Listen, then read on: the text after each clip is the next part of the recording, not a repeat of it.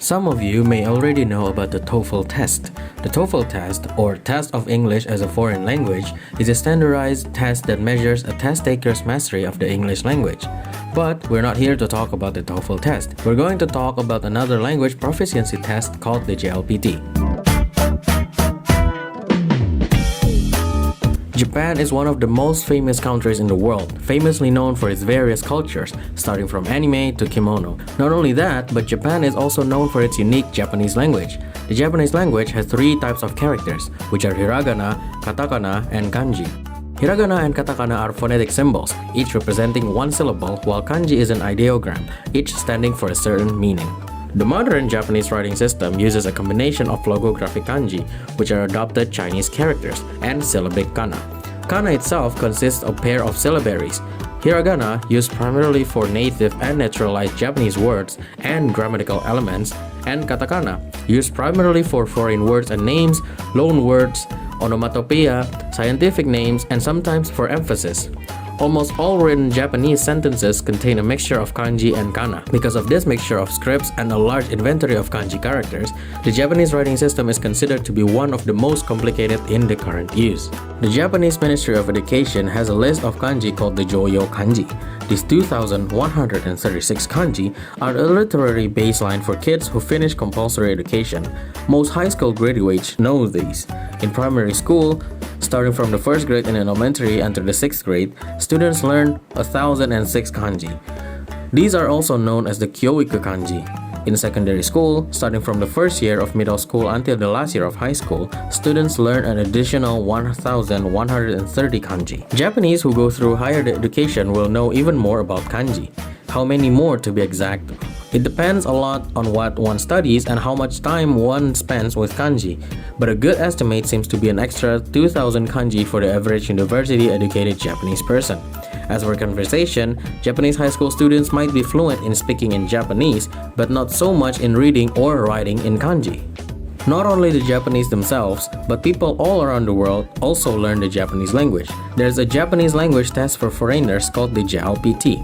JLPT was developed to measure the proficiency level of non-native learners of Japanese. Some companies and schools use it to determine an individual's Japanese language ability. In this video, we're going to introduce you to more about the JLPT. Inaugurated in 1984 in Japan, the Japanese Language Proficiency Test is a standardized international exam to measure and certify the Japanese ability of non-native speakers worldwide. GEES, or Japan Educational Exchanges and Services, administrates the exams in Japan. In contrast, the JF, or Japan Foundation, operates overseas tests with local institutions' help. JLPT is the most well-known test for Japanese language certification. Most businesses, public and private educational institutions, and governments trust it since the test design is explicitly for non-native speakers. There are no particular prerequisites. Any non-native Japanese speakers from anywhere in the world can take the JLPT, including those who hold Japanese citizenship. Plus, there are no age restrictions. As of January 2022, 47 testing venues are in Japan and 274 overseas centers in 94 countries worldwide.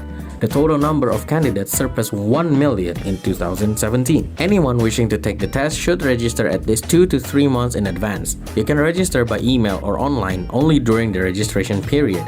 You can also visit your nearest centers along with a passport-sized photograph, the registration fee, and a photo identity card like a passport or driving license. And finally, fill out the complete application form. The authority conducts JLPT twice a year in July and December in various cities inside and outside Japan. However, in some locations, they run only once per year. For example, in the USA, you can take JLPT on the first Sunday of December.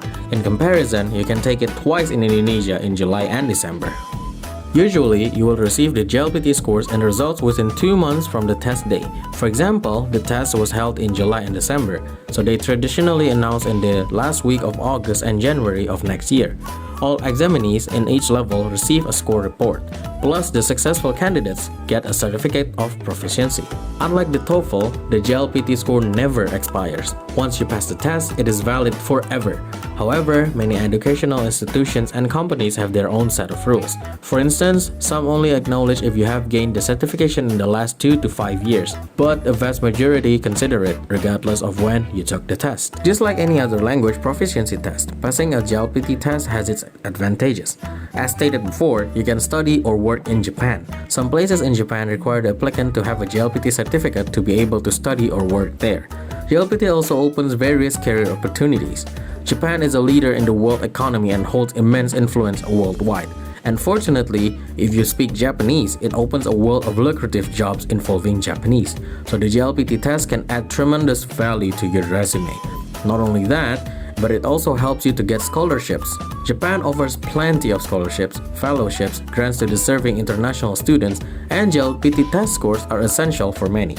The applicants who adhere to JASO's language specification, having either JLPT N2, 200 points in the AJU test, or a B2 in CAFR, get preferential treatment over those who don't have JLPT certification. Lastly, by taking JLPT, you're able to know your exact level and motivate you for the long run of learning Japanese. There are 5 levels on JLPT, with N5 being the lowest level and N1 being the most proficient.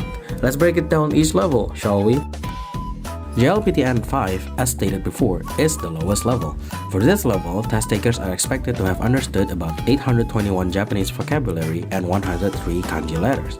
To pass the test with a satisfactory score, test takers are expected to have studied Japanese for about 300 hours. JLPT N5 consists of 3 sessions, with it having 20 minutes of a vocabulary test, 40 minutes of grammar and reading test, and 30 minutes of a listening test. For JLPT N5, the minimum score that needs to be obtained to pass is 80 out of a total score of 180. N5 test takers usually take this test to know their abilities to understand some very basic Japanese.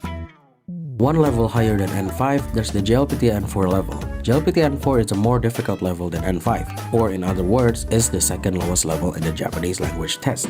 When taking this level, test takers are expected to know about 1,500 Japanese vocabulary, 300 kanji letters, and have studied Japanese for at least 400 hours. Just like the N5 test, there are 3 sessions in JLPT N4, with it having 25 minutes of a vocabulary test, 55 minutes of grammar and reading test, and 35 minutes of a listening test. The minimum score that needs to be obtained to pass the JLPT N4 is 90 out of a total score of 180. N4 test takers usually take this test to know their abilities to understand basic Japanese.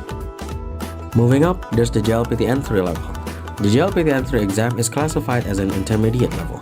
The JLPT N3 exam participants are expected to have mastered about 3,500 Japanese vocabulary words, about 700 kanji letters, and have studied Japanese for approximately 500 hours. Same but different time limit, there are 3 sessions in JLPT N3, with it having 30 minutes of a vocabulary test, 70 minutes of grammar and reading test, and 40 minutes of a listening test. The minimum score that must be obtained to pass the JLPT N3 is 95 out of a total score of 180.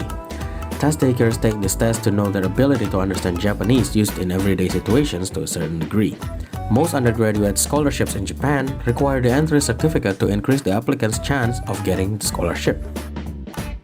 Another step going higher, there's the JLPT N2 test. The JLPT N2 exam is included in the advanced level. To pass the test before taking the JLPT N2 exam, test takers are expected to have mastered around 6,000 Japanese vocabulary words, about 1,000 kanji letters, and have studied Japanese for more than 600 hours. In contrast to the number of exam sessions at levels N5 to N3, the sessions in the JLPT N2 test consist of 105 minutes of combined language knowledge and reading comprehension test, and 50 minutes of the listening test. The minimum score to pass JLPT N2 is 90 out of a total score of 180. Test takers take this test to know their abilities to understand Japanese used in everyday situations and a variety of circumstances to a certain degree. If a foreigner wants to apply to Japanese universities or companies, this particular level of JLPT is needed to be accepted. Lastly, there's the highest level of JLPT, the JLPT N1 level.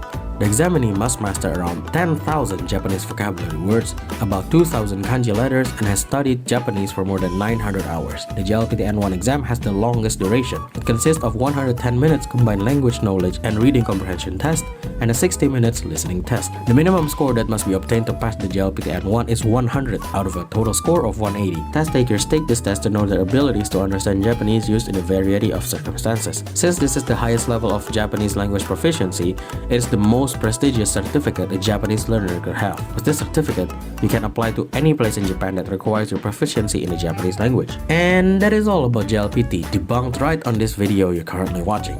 If you're a Japanese learner yourself, please do consider taking the JLPT test. This will boost your motivation as a learner and will be beneficial for you in the long run of learning the Japanese language. Dwayne Johnson, familiarly known as The Rock, stated that success isn't always about greatness, it's about consistency.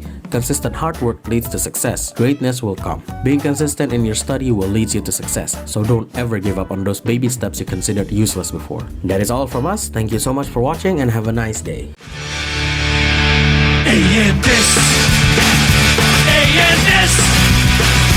ANS